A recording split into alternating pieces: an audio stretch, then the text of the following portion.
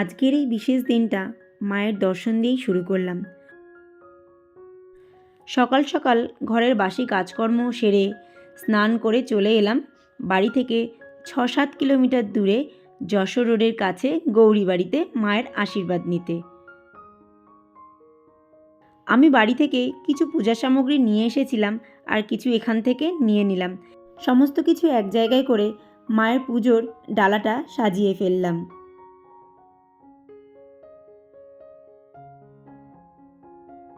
আমরা যতক্ষণে ওখানে পৌঁছেছিলাম ততক্ষণে পুজো শুরু হয়ে গেছিল। আর দিনটা যেহেতু মঙ্গলবার ছিল, তো সেই জন্য কিন্তু ওখানে বেশ ভিড়ও ছিল। কিন্তু এত ভিড়ের মধ্যেও পুরোহিত মশাই এত সুন্দরভাবে মন্ত্র উচ্চারণ করে এখানে পুজোটা দেয়, যেটা দেখে মনটা একেবারে ভরে যায়। মায়ের পায়ের পুজোটা যাতে একেবারে নিষ্ঠাভাবে পড়ে, তো সেই জন্যই আমরা গৌরীবাড়ির এই কালীবাড়িটাকে আজকের দিনের জন্য বেছে নিয়েছি। তো চলো মন্দিরের ভেতরে যাই। এই যে দেখতেই পাচ্ছ নিচে সবাই বসে অঞ্জলি দিচ্ছে, আর মায়ের মূর্তি তো তোমাদেরকে প্রথমেই দেখিয়ে দিলাম। তো এত সুন্দরভাবে এখানে বসে পুজোটা দেওয়া যায়, খুব ভালো লাগে। তো আগের দিনে তোমরা আমাকে কমেন্ট করেছিলে আমাদের বিয়ের গল্প বলতে। তো এই কমেন্টটা আমার পরিবারের সদস্যই একজন করেছে যে আমাদের বিয়ের গল্প যাতে তোমাদেরকে শোনাই। তো এই মুহূর্তে তো তোমাদেরকে ডিটেলসে আমি কিছু বলতে পারছি না, একদিন সময় করে অবশ্যই শোনাবো। তো আমি সারাদিন যা যা করেছি সেটা তো তোমরা দেখতে থাকবেই, আর তার সাথে আজকে সারাটা দিনের সাথে মাঝে মাঝে আমার অতীতের কিছু কথাও তোমাদেরকে বলবো। তো এই যে দেখো একদম যশোর রোডের পাশেই এই গৌরীপুরের কালীবাড়িটা। তো এখানে আর কি ধূপকাঠি মোমবাতিটা ধরিয়ে তারপরে মায়ের সামনে গেলাম মাকে দেখাতে, কারণ ভেতরে এগুলো এখন আর অ্যালাউ করে না। আর যেহেতু এখান দিয়ে গাড়ি যাতায়াত করে, তো মানে গাড়ি থেকে ছুঁড়ে ছুঁড়ে সেই পুষ্পবৃষ্টির মতো পয়সা পড়তে থাকে। মানে কন্টিনিউ এখানে ঠুংঠাং করে পয়সা পড়তেই থাকে। মানে এখান থেকে যে গাড়ি ডান দিক গিয়ে হোক বাদিকে হোক পাস করবে, তারা একটু হলেও দাঁড়িয়ে মায়ের প্রণাম করে তারপরে মাকে কিছু অর্পণ করে মায়ের আশীর্বাদ নিয়ে তারা যাবেই। তো এখানে মায়ের পুজো দিয়ে মনের ইচ্ছা মাকে জানিয়ে তার আশীর্বাদ নিয়ে এবার বাড়ি ফেরার পালা, কারণ বাড়ি ফিরে আরও একটা নতুন কাজে হাত দিতে হবে। তো তোমাদেরকে যেটা বলছিলাম, একটা মেয়ের জীবনে সবথেকে বড় পাওয়া হয় বিয়ের দিন। তারপর আসে আরও একটা বড় পাওনার দিন, যেটা হলো তার মা হয়ে ওঠার দিন। তবে আমার জীবনে এই বিয়ের দিনটা অনেক কষ্টে এসছে, অনেক ঝড় ঝাপটা পেরিয়ে তবে এই দিনটা আমরা দুজনে দেখতে পেয়েছিলাম। তো তারই খানিকটা আর কি এক ঝলক আজকের দিনে তোমাদের সাথে একটু শেয়ার করি। তো তোমরা সম্পূর্ণ ভিডিও দেখতে থাকো। ভিডিও ভালো লাগলে অবশ্যই একটা লাইক ও কমেন্ট করো, আর যদি একটু বেশি ভালো লাগে তাহলে পরিবারের মধ্যে শেয়ার করে চ্যানেলটাকে সাবস্ক্রাইব করে আমার পাশে থেকো। তো তোমাদেরকে জায়গাটা একটু ঘুরিয়ে দেখিয়ে দিলাম। এখানে না এই দুটোই ফুলের দোকান আর একটাই মিষ্টির দোকান আছে। তো ওখানে গেলে এই দুটোই পাওয়া যাবে, ওখান থেকেই যা পাওয়া যাবে সেইটা দিয়েই পুজো দিতে হবে। তো দেখো এই হচ্ছে আমার অ্যানিভার্সারি গিফট, যেটা এর আগের দিনকার তোমরা দেখেছিলে পার্সেল এসেছিল। তো সেই পার্সেলে এটাই ছিল, একটা গ্যাস ওভেন। আমার গ্যাস ওভেনটা তো নষ্ট হয়ে গেছে, তোমরা আগের ভিডিওতে দেখেছো। তো সেই জন্য কর্তামশাই আমাকে এইটা এনে দিয়েছে। তো এখানে নতুন গ্যাস ওভেনের যা যা রিচুয়াল আছে করতে থাকি, আর তোমাদের সাথে একটু গল্প করতে থাকি। আমার এই বিয়েটা স্বাভাবিক বাঙালি মতেই হয়েছিল, যেমনভাবে একটা বাঙালি ঘরের নিয়ম অনুসারে যতটুকু না করলেই নয় ততটুকু দিয়েই আমার বিয়েটা হয়। কিন্তু তার আগে এই দুটো মানুষকে প্রচুর পরীক্ষা দিতে হয়েছিল। একটু আধটু না গো, অনেক পরীক্ষা দিতে হয়েছিল, কিন্তু আমরা কোনো কিছুতেই হার মানিনি। হ্যাঁ, একে অপরকে ভালোবেসে দুজনের হাত ধরেছি। তো সেই হাতটা যাতে শক্ত করে ধরে থাকতে পারি, তার জন্য আমাদেরকে অনেক অনেক পরীক্ষা দিতে হয়েছে।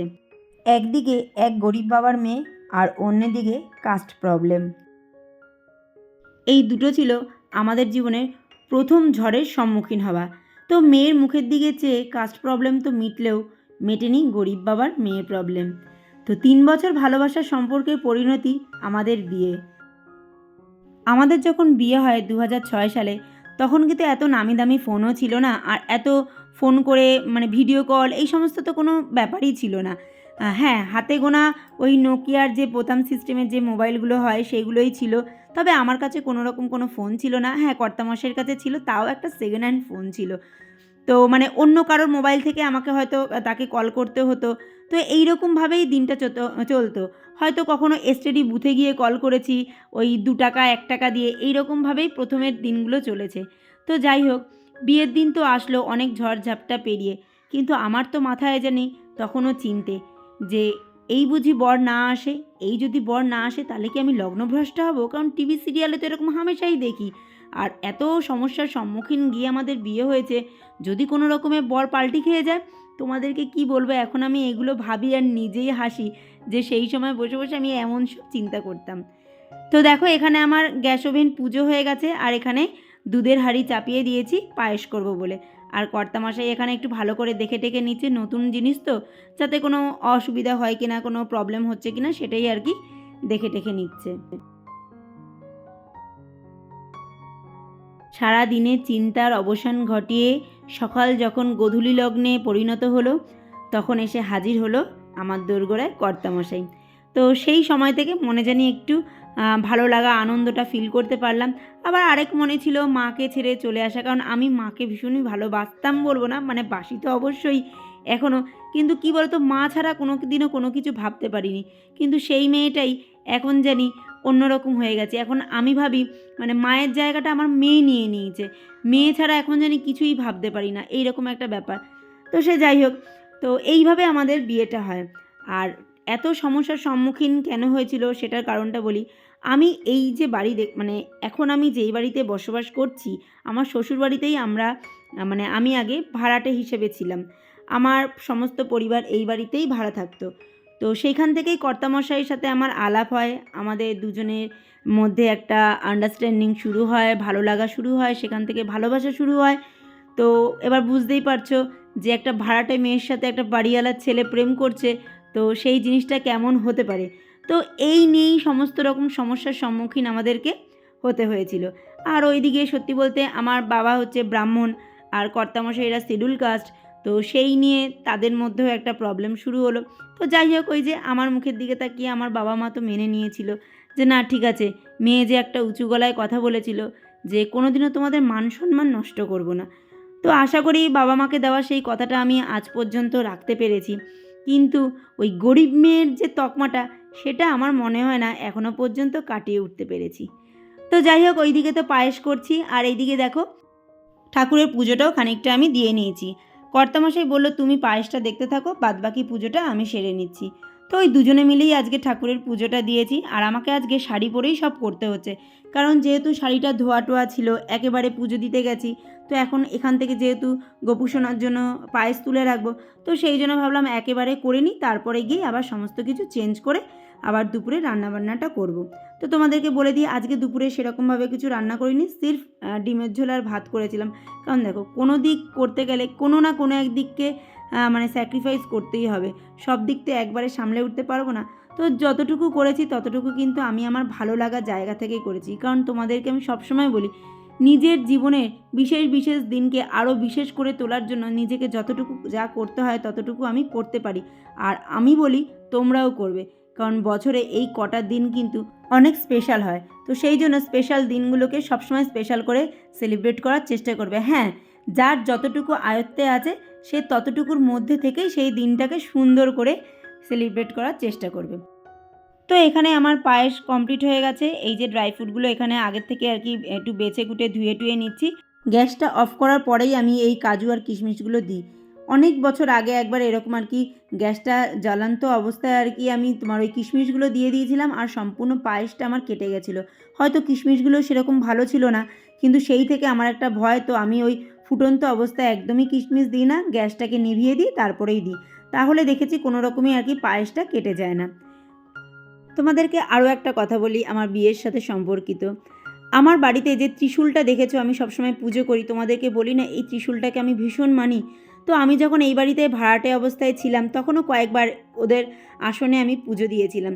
তো যখন আমাদেরকে এই বাড়ি ছাড়া হতে হয়েছিল, তখন ওই ত্রিশূলকে বলে গেছিলাম আমি যেই অসম্মান অপমান নিয়ে এই বাড়ি থেকে বেরিয়ে যাচ্ছি, আমি যেন ঠিক সেই সম্মান নিয়ে এই বাড়িতে আসতে পারি। বিশ্বাস করবে না, ভগবান আমার কথা শুনেছিল। আজ কিন্তু সেই সম্মানে সেই বাড়িতে আমি, আর সেই ত্রিশূলের দায়িত্ব আমার। তো এটা কিন্তু আমার জীবনের সবথেকে বড় পাওয়া ছিল। তো সেই থেকে এই ত্রিশূলধারী বাবার কিন্তু আমার কাছে একটা বড় বড় জায়গা আছে।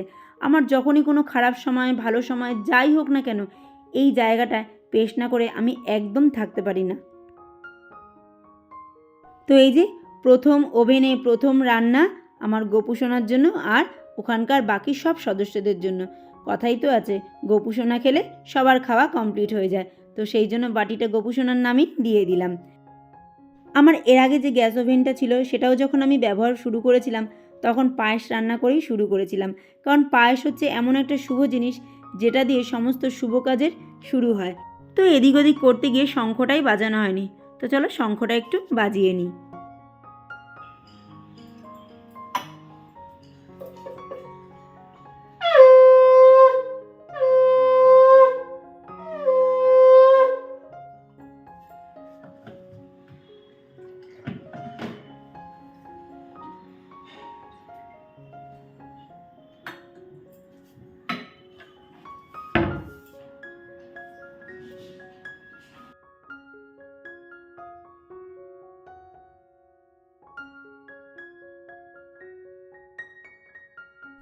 তো পুজো টুজো দেওয়া কমপ্লিট, ওইদিকে একদিকে ভাত আর একদিকে ডিমের ঝোল চাপিয়ে চলে এলাম নিজের ঘরটাকে একটু সুন্দর করে সাজিয়ে নিতে, কারণ যে কোনো আনন্দ অনুষ্ঠানে ফুলের গন্ধ ছাড়া মানে কমপ্লিটই হয় না। তো সেই জন্য ফুল দিয়ে নিজের সারা বাড়িটা সাজিয়ে নিলাম। আর এমন একটা সুন্দর দিনে ফুলের স্পর্শ ছাড়া কি সেটা কমপ্লিট হয় বলো? তো সেই জন্যই এই সমস্ত ব্যবস্থা। ওই যে বললাম আমি দিনগুলোকে স্পেশাল করে তুলতে খুব পছন্দ করি, তো সেই জন্য নিজের হাতেই কিন্তু সমস্ত কাজ কমপ্লিট করি। আর হ্যাঁ, এত কিছুর মধ্যে তোমাদেরকে তো বলতেই ভুলে গেছি, আমার মেয়ে কিন্তু আজকে বাড়িতে নেই, সে স্কুলে গেছে। তার আবার আজকে দুটো পড়া, তো তাকে আনা নেওয়া এই সমস্ত কাজগুলো কর্তামশাই করছে, আর তার ফাঁকে আমি এই দিকে সমস্ত আয়োজনগুলো সেরে নিচ্ছি। সেরকমভাবে কাউকে কিছু বলিনি এইবার, কারণ মনের মানুষগুলো কাছে থাকলে আমার মনে হয় ভিড়ের থেকে একাকিত্বতেই বেশি আনন্দ করা যায়। তো সেই জন্য আমাদের আনন্দটা এবার এই তিনজনের মধ্যেই রেখেছি। একদিকে দুপুরে রান্না করছি আর একদিকে নিজের ঘরটাকে সন্ধ্যের জন্য প্রস্তুত করছি, কারণ সন্ধেবেলা একটু অন্যরকম করে নিজেদেরকে পেশ করার ইচ্ছা আছে। ঘরের কাজগুলো করতে করতে আমার মনের মানুষটার সম্বন্ধে তোমাদেরকে একটু বলে দিই। মানুষটা সেই যে 2001 থেকে আমার পাশে সাথে আছে, আজও কিন্তু সেই একইভাবেই পাশে রয়েছে। এমনটা নয় যে আমরা ঝগড়া করি না, অশান্তি করি না, সবটাই হয় আমাদের মধ্যে। আর 5টা দম্পতি যেইভাবে ঝগড়া করে আমরাও কিন্তু করি। তবে কি জানো, আমাদের ঝগড়াটা কয়েক ঘন্টার, এখনও পর্যন্ত এমন একটা দিন হয়নি যে 24 ঘন্টা পেরিয়ে গেছে আমরা দুজনের সাথে কথা না বলে মুখ কালো করে এদিক ওদিক ফিরে রয়েছি। এমনটা আজ পর্যন্ত কিন্তু হয়নি। তোমরা কতটা বিশ্বাস করবে জানি না, কিন্তু এটা খুবই সত্য কথা।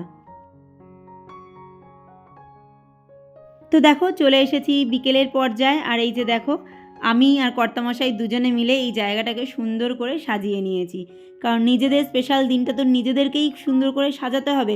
অন্যরা তো দায়িত্ব নিতে পারবে না, কারণ নিজেদের ভালো থাকার দায়িত্ব নিজেদেরকেই নিতে হবে। ঘরবাড়ি রেডি করার সাথে সাথে নিজেও একটু রেডি হয়ে নিয়েছি। তো এই শাড়িটা একদমই নতুন ছিল, তো এই শাড়িটাই পরে নিলাম। ব্লাউজ সেরকমভাবে আমার নেই খুব একটা ম্যাচিং, তো সেই জন্য সকালে যেই ব্লাউজটা পরেছিলাম দেখলাম ওটা দিয়ে চলে যাচ্ছে, তো সেটাই পরে নিলাম। তো কর্তামশাই গেছে মেয়েকে আনতে, সেই ফাঁকে আমি একটু সাজুগুজু করে নিয়েছি। তো শাড়িটা পরে আমাকে কেমন লাগছে অবশ্যই কিন্তু কমেন্ট করে জানিও। তো দেখো সামান্য কিছু মেকআপ দিয়ে নিজে একটু মেকআপ করেছি, তো কেমন লাগছে অবশ্যই কিন্তু জানিও। ঘরে যেহেতু বেশ ভালোই একটা সাউন্ডে গান চলছে, তো সেই জন্য ওই যে অন করতে পারছি না। আর কি বলো তো, এমন না যে গানটা বন্ধ করে একটু ভয়েস ওভার দেবো, আসলে কি মানে তোমাদেরকে কি বলবো বলো তো, গান চলতে থাকলে না আমি কাজে একটা আলাদাই এনার্জি পাই। তো সেই জন্য সেটা সবসময় আমার বাড়িতে অন থাকে যতক্ষণ মেয়ে না থাকে। তো ওই যে দেখতে পাচ্ছ সাউফারটা অন রয়েছে। আর এই দিকে দেখো সাজুগুজু করে চলে এসেছি এখানে চিকেনটা রান্না করতে।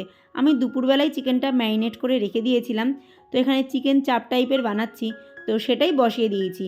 মানে সমস্ত কিছু করা ছিল, জাস্ট বিকেলে ওটাকে তেলে দিয়ে বসিয়ে দিয়েছি।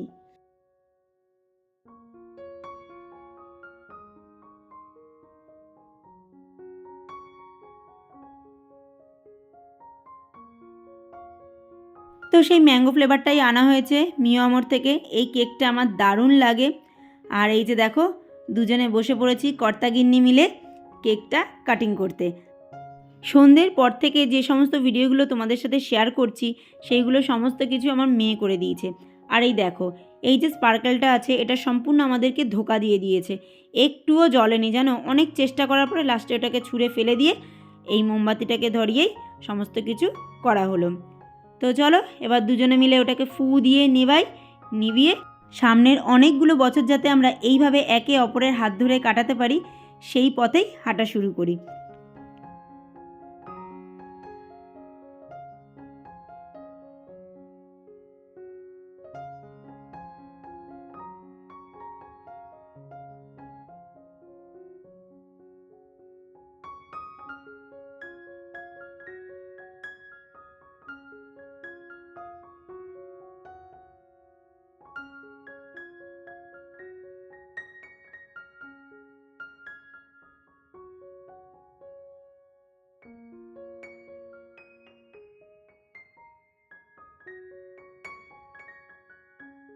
আজকের দিনে দাঁড়িয়ে তোমাদেরকে আরও একটা কথা বলি, আমার জীবনের দেখা সমস্ত স্বপ্নগুলো কিন্তু এই মানুষটাই পূর্ণ করেছে। মানে আমি যা যা চেয়েছি, যখন যেমন আমি ওই যে ঘুরতে ভালোবাসি, তো সেই সমস্ত স্বপ্ন কিন্তু শত কষ্টে হলেও এই মানুষটা আমার পূর্ণ করেছে। তো এই যে চলো এখন একটু মেয়েকে কেক খাইয়ে দিচ্ছি, তো মেয়ে আমাকে খাইয়ে বলছে তোমার হ্যাপি বার্থডে তো না, তাই নিয়েই আর কি হাসাহাসি করছি। তো আমাদের আনন্দ কিন্তু এই তিনজনের মধ্যেই সীমাবদ্ধ, আর এর জন্য আমার একটুও দুঃখ নেই। আমি খুব আনন্দিত যে আমার এই 18 বছরের অ্যানিভার্সারিটা এত সুন্দরভাবে পালন করেছি, এত ভালোভাবে কাটিয়েছি, দিনটা এত সুন্দরভাবে গেছে তোমাদেরকে কি বলবো। সত্যি ওয়াইটি করছি বলে হয়তো এটা স্মৃতি হিসাবে থেকে যাবে। পিছনে যতগুলো বছর এইভাবে কাটিয়ে এসেছি স্মৃতিতে রয়েছে, কিন্তু সেইভাবে তো কোনো কিছু আটকানো নেই। তো এই হচ্ছে কথা। আর এই নিউ আমরের এই ট্যাঙ্গো উইথ ম্যাঙ্গো এই ফ্লেভারের কেকটা সত্যি অসাধারণ খেতে, এত সুন্দর লাগে। তো আমার বার্থডের সময় এনেছিল, খুব ভালো লেগেছে বলে কর্তামশাই আবার অ্যানিভার্সারিতেও নিয়ে এসছে। তো চলো রাতের মেনুটা তোমাদেরকে একটু দেখিয়ে দিই কী কী করা হয়েছিল। এই যে বিরিয়ানিটা কিনে আনা হয়েছিল, আর ওইদিকে চিকেন চাপটা তো আমি করে নিয়েছিলাম, কারণ বিরিয়ানিটা করার অত সময় থাকবে না, হবে না, তো সেই জন্যই আর কি করতে পারিনি। তবে খুব ইচ্ছা ছিল বেশ সুন্দর করে ডিনারটা সার্ভ করবো, একটা ক্যান্ডেল লাইট ডিনারের আয়োজন করব, মানে আমার ঘরে বসেই, কিন্তু সময়ের অভাবে আর করে উঠতে পারিনি। তো লাস্টের দিকে মেয়ের এত খিদে পেয়ে গেছে, আমাকে বলছে মা খেতে দাও। তো সেই জন্য ওকে আর কি খেতে দেবো বলে ভাবলাম চল আমরা সবাই একসাথেই আর কি খাওয়া দাওয়া করে নিই। তো সেই জন্য এইভাবেই আর কি খাওয়া দাওয়া শুরু করে দিয়েছি। আসলে ওর স্কুল ছিল, তারপরে দুটো পড়া পড়ে এসছে, তারপরে গিয়ে বিকেলে সমস্ত আয়োজন হয়েছে, তো সত্যিই ওর খিদে পেয়ে গেছিলো, তো সেই কারণে সেটা আর করে উঠতে পারিনি।